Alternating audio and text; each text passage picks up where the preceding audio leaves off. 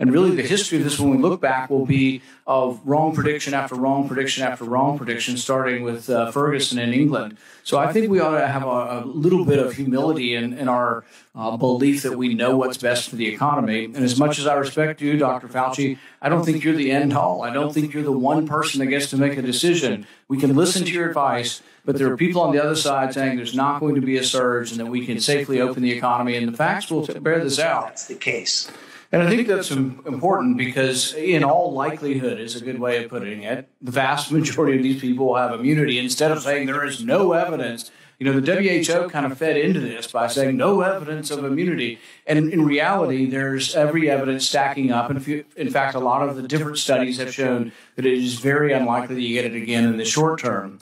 With regard to going back to school, one thing that was left out of that discussion is mortality. I mean, shouldn't we at least be discussing what the mortality of children is?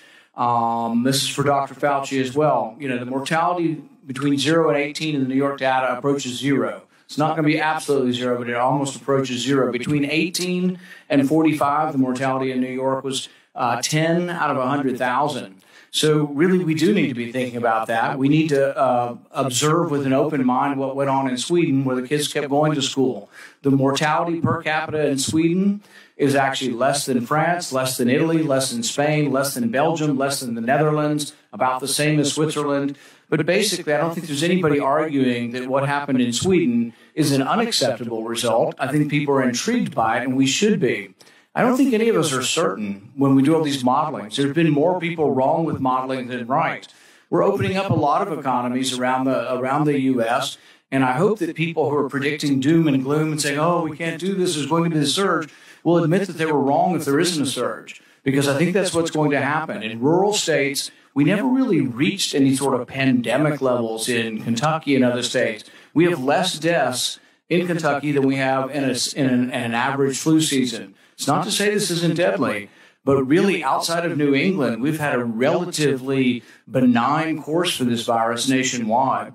And I think the one-size-fits-all that we're going to have a national strategy and nobody's going to go to school is kind of ridiculous. We really ought to be doing it school district by school district, and the power needs to be dispersed because people make wrong predictions. And really the history of this, when we look back, will be of wrong prediction after wrong prediction after wrong prediction, starting with Ferguson in England. So I think we ought to have a little bit of humility in our belief that we know what's best for the economy. And as much as I respect you, Dr. Fauci, I don't think you're the end all. I don't think you're the one person that gets to make a decision. We can listen to your advice, but there are people on the other side saying there's not going to be a surge and that we can safely open the economy, and the facts will bear this out. But if we keep kids out of school for another year, what's going to happen is the poor and underprivileged kids who don't have a parent that's able to teach them at home are not going to learn for a full year.